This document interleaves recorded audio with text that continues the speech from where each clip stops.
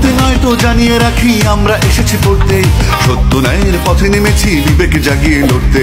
মরতে নয় তো জানিয়ে রাখি আমরা এসেছি পড়তে, সত্য ন্যায়ের পথে নেমেছি বিবেক জাগিয়ে লড়তে।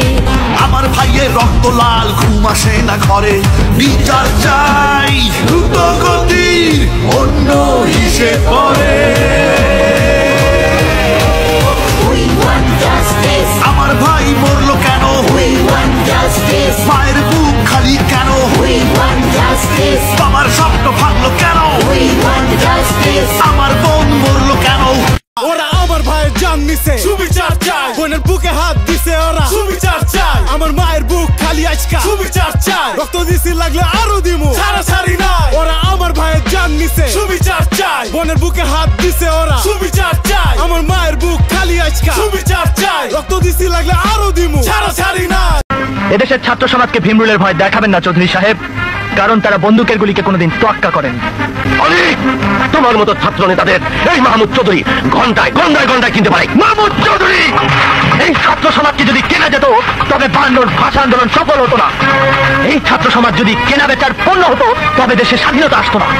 এই ছাত্র সমাজ যদি কারি কারি টাকায় বিক্রি হতো তবে দেশে গণতন্ত্র আসতো না। আরেকটা কথা জেনে যান মাহমুদ চৌধুরী, আজ যে উদ্দেশ্য নিয়ে আপনি এখানে এসেছেন সেই উদ্দেশ্য নিয়ে আর একদিন যদি এই ক্যাম্পাসে প্রবেশ করেন তবে আজ যে সম্মানটুকু নিয়ে আপনি ফিরে যাচ্ছেন সেদিন হয়তো সেই সম্মানটুকু আপনি পাবেন না।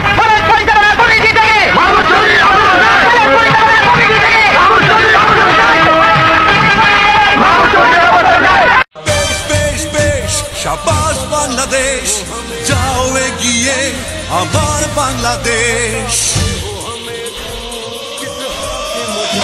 বেশ বেশ বেশ শাবাশ বাংলাদেশ, যাও এগিয়ে আমার বাংলাদেশ। বেশ বেশ বেশ শাবাশ বাংলাদেশ, যাও এগিয়ে আমার বাংলাদেশ। আমার এই কচি কচি ছাত্রকে বুকে আপনার পুলিশ গুলি করতে সাহস পেল কেমনে? সরকার আপনাকে হোম মিনিস্টার বানাইছে কেন? এইরকম তাজা রক্ত দিয়া সোনার বাংলার মাটি ভিজানের। এরকম জায়গা আমি বাঁচতে চাই না, মেরে ফেলুক আমাকে। আমি এইরকম দেশে বাঁচতে চাই না।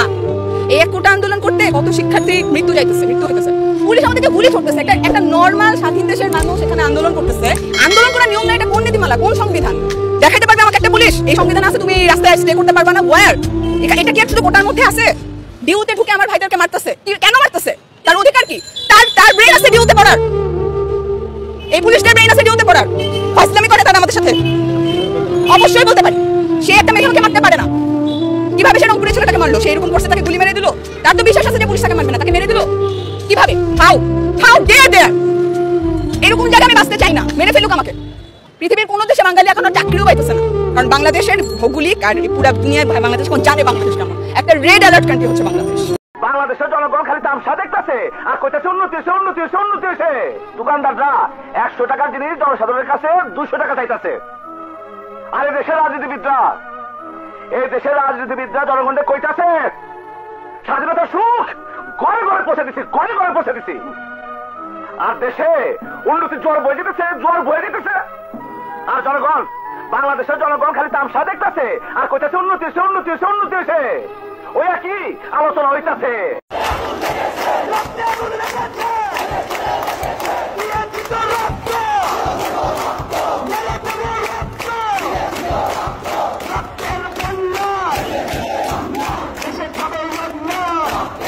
কোন শালায় বলতে পারবে না যে শান্তিতে আছে। যে শালায় বলবে যে শান্তিতে আছে চোর, আর ডাইরেক্ট চোর। মারবে গুলি করে মারুক, আমরা বুদাম খুলে দেবো। মারো গুলি, চালাও গুলি, যত আছে। ওই যে কেউ কাদের আছে না, কথায় কথায় মিথ্যা কথা বলে, ওনার ভিতরে তো কিছু নাই, মেশিন লাগাই না। হাসিনা মিথ্যাবাদী, যে মিথ্যা কথা বলতে পারবে তারই বড় বড় ক্ষমতা দেয়, তারই বড় বড় পদ দেয়। 71-এ আমরা দেখেছি যে পাক হানাদাররা দরজায় ঠক ঠক করতো এবং জিজ্ঞেস করতো যে মুক্তি আছে কিনা।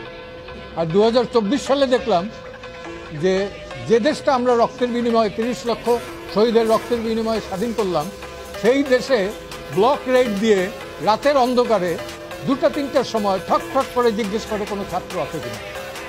যদি থাকে তাহলে আবার মোবাইলটা চেক করে। রাস্তাঘাটেও এটা করে। কোন আইনের বলে করে, কোন অধিকার বলে করে? মোবাইল চেক করার রাইট তো কারো নাই। It is absolutely personal affair.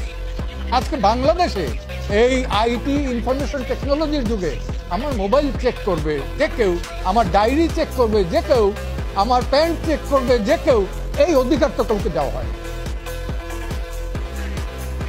ছাত্র দিচ্ছে ভাষাই না দেশ বানাইছে ছাত্ররা, যেই হাতে কলম খাতা ওই হাতে দেশ হাত করা। মুক্তির লেগা যুদ্ধ কইরা মুক্তি নাই তোর মিলল কই, ভাষার লেগা লইরা যদি বোমা হয়ে পয়রা রই, এই বেটা তোর যুক্তি কই, মিরা মিরা যত উক্তি কই, দেশের আমি শপথ করিতেছি যে কোটা সংস্কার ছাত্রদের যৌক্তিক আন্দোলন সকল ধরনের কর্মসূচির পক্ষ থেকে